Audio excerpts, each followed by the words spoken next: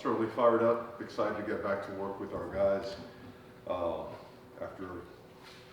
after that strong performance, dominant performance on Saturday. Lots of stuff to be excited about, and lots of stuff to improve upon. And the best part is the energy, the attitude, going right back to work with a great start today. Got to sustain that. Got a great opportunity this coming weekend. Go up one of the most iconic places to play football, right? An unbelievable atmosphere, very talented team, a lot of really good football players, and certainly there's a long history between Virginia Tech and Miami. So really excited about the challenge and that opportunity. And that being said, questions, please. Mario, after the game on Saturday, Carson was kind of talking about how it's taken him a little bit to kind of get both confident in himself again after the elbow injury and get fully settled in the offense. Just how have you seen him maybe evolve in that over the course of the season? Well, I think anytime you don't participate fully in spring practice, there's a lot of value in spring. Let me start by saying that. And I thought that we overcame a lot of that. Do you ever fully get that back? You don't. There's been some really good moments and then some others where you wish you would have had more time, but certainly we feel great about the last couple of weeks of all the things that are transpiring offensively. And there's a distinctly higher level of just energy and I would say just approach by everyone in the building. And a complimentary football, when that thing kicks in now, it's special to watch, and I think that's what we all witnessed on Saturday. And we're looking forward to improving upon that because there's a lot of stuff on tape that we have an opportunity to improve upon. And then on Saturday, I did talk about Keontae's injury and a little bit on the radio this morning. Doesn't sound like a great situation. Do you expect him back this year? I don't know. Like we mentioned, it is a more significant injury. You certainly hope and pray for, but it doesn't look like it's very likely. But I'd hate to rule it out completely because you just never know. And with that, like you mentioned, Keontae's out, a lot of your big guys are out, but them still finding ways to be involved on the sidelines, in the meeting rooms, just the cultures you guys have established with that, where the veterans, even when they can't make an impact on the field, finding ways to help the younger guys, help the guys replacing them. Just what does that say about the room and how they're embracing what they can even when they can't produce on the field on Saturdays? Yeah, Keontae's leadership, it screams loudly. I think one of the better things I witnessed all year in my time here was him taking it upon himself to approach Marty after the fumble and just going right to him and looking him right between the eyes and bringing the right type of, not the coddling encouragement, but like right at him, like, hey man, you're that guy, and you're going to come back, you're going to bounce back, you're going to get after it, and you're going to make some critical plays in this game. So you see it from him, and you saw from C.J. Daniels, just very involved. They're always moving. They're guys, they're men of action. They always have to be doing something that's impacting the rest of the team. And they themselves understand the value of that. They've seen it when they were young players in other parts and other spots, I should say. So invaluable, and certainly guys that we're counting on week in and week out to whether they're playing or not to bring that kind of juice. Bryce Fitzgerald, his versatility, you played him at safety a lot, and him having to step in that nickel, just seeing him being able to adjust to the role you guys need him to. Did a great job. I mean, he's uber talented, but he's also uber motivated. He brings that approach every day, a lot like we talk about guys like Malachi Tony. He's been led by a guy like Keontae Scott, guys like Zach Poyser, Jacoby Thomas. These are guys that have really helped lead him to understand the ways of becoming a really good football player. A lot of versatility with him, and he got a shot in there. We pretty much got 3 or 4 guys playing that spot on Saturday and in different packages, and I think they all had some really bright moments, some other ones we got to correct. So I'm looking forward to just watching him continue to evolve as a player. What's about Gerard Pringle's performance after watching the tape? Well, looked like a mature player out there. The extra yards to make you miss opportunities, really patience to the hole, but explosive through the hole, yards off the contact, ball security, certainly the check down, right, to get, I think it was 12, 13 yards, just a lot of stuff, really played well, and only going to get better, really never got tired, and just a really, really good performance by G.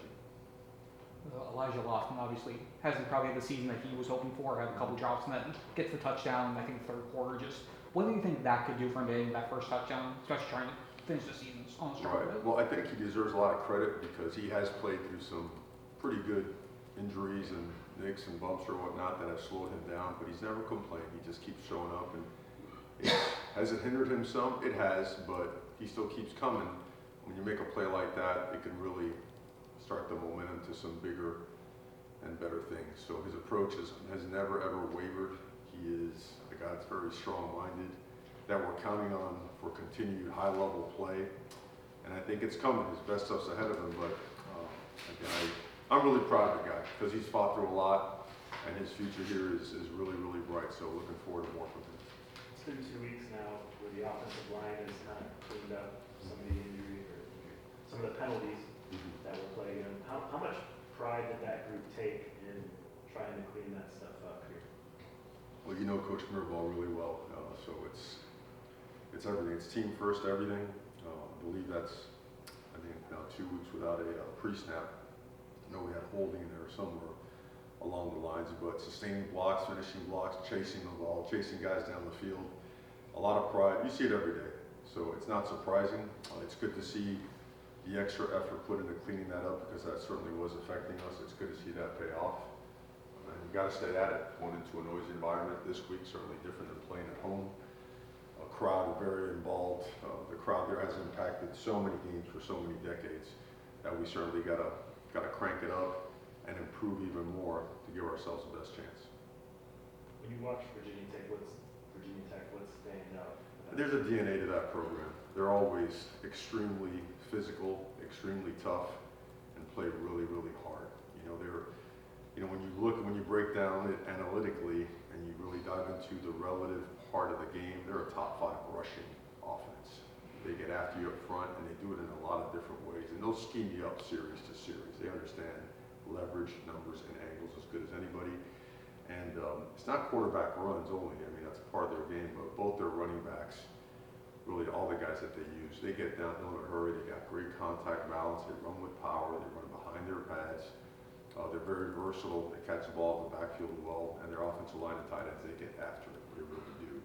They're complemented by some really, in our opinion, really explosive receivers that really do a great job of creating separation and making the contested catch. It's what makes them dangerous on offense. And on defense, I think the fact that their front 4, they jump from the out front to the 4 down front, whether they're, base and odd or base and nickel respectively, but they're versatile enough to do it out of both packages as well. But their defensive line kind of sets the tone. They're big and they're physical.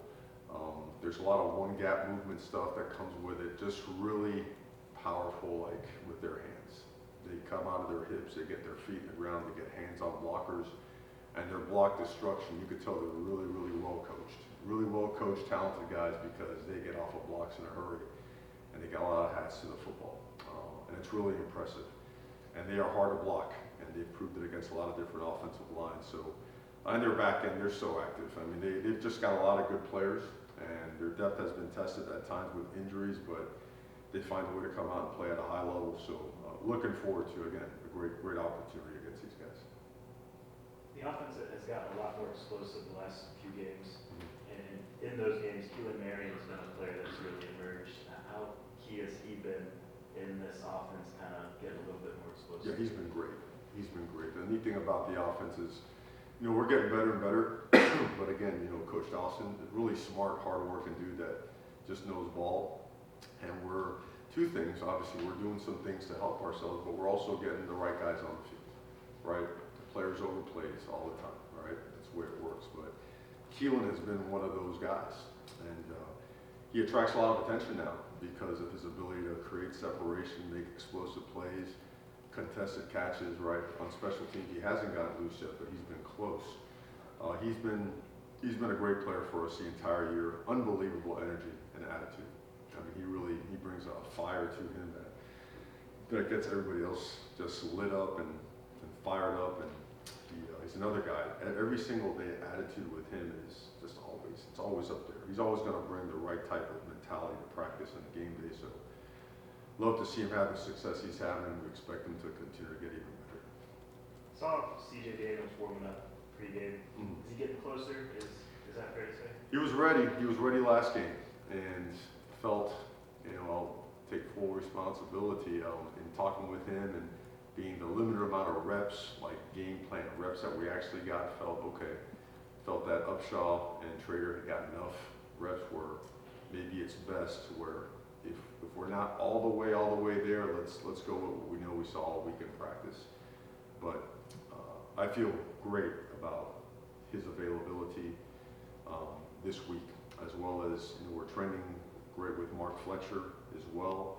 Waiting on word with OJ, but that one's certainly trending as well. It was great to see Moten get the snaps this past week, which he's been missing for a while. And we were missing him, we've been missing OJ, David Blake, Keontae, CJ, Mark Fletcher, Wes. That's a lot of really good players. It's almost a third of our starters.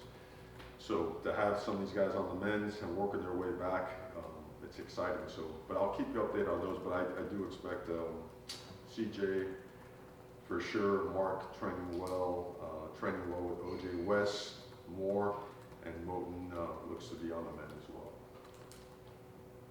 I understand you want to control what you can control and focus on Virginia Tech, but I want to ask a big picture college football playoff ranking question. As it pertains mainly to just head-to-head, these resumes of teams are all razor thin. And I'm curious, what you think the weight should be on head-to-head matchup results as it pertains to comparing various resumes. I would say the number one criteria, anything is always head-to-head. I mean, it's why we play the game, right? So I think that always has been and always will be the number one factor in determining whatever relates to whatever. With Jacoby Thomas, obviously he had a phenomenal game. Got named the conference defensive back of the week. Just with Keontae being out, how did he fill that kind of not just production gap, but the leadership gap as well? Yeah, he was. I thought he set the tone. Obviously, the interception and the finish on it was epic, right? I mean, that was an exclamation point.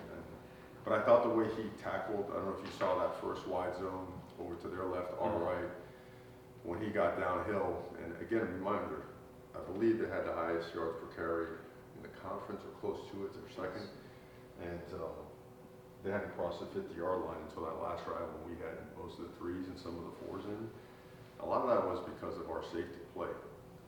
The way they supported the run, went up there, and just were very physical. Really, we've become just a much better tackling team, and there's still a lot of area, a lot of room to improve upon there. He's one of those guys that he loves contact. He's a very physical and violent football player. He's helped change our defense, right? The DNA of the team with what he does. He's another guy that's just nowhere near satisfied. He wants to get better. He's looking forward to practice tomorrow and looking forward to going out there on Saturday to get better. We haven't talked a lot about Damari Brown this year, obviously coming off of the injury from last season. Just how would you value how he's doing that year? Because these ones we're able to see show that he's been having a pretty good year, just obviously gotten. I think he's quickly becoming one of the better ones in the conference in the country, is what I can confidently say. He's been through a lot, right, with the injury last year. I mean, derailed in game one, played 8-10 into the season. And that's, it takes time to recover from something like that. So to see him play at the level he's playing, as physical as he's playing, such a natural and instinctive player, and continuing to clean up all the details that come with it. But outstanding human being, outstanding family. Awesome to see him have the type of success that he is having. And sky's the limit for him. I believe he's just scratching the surface. I believe he's just getting started.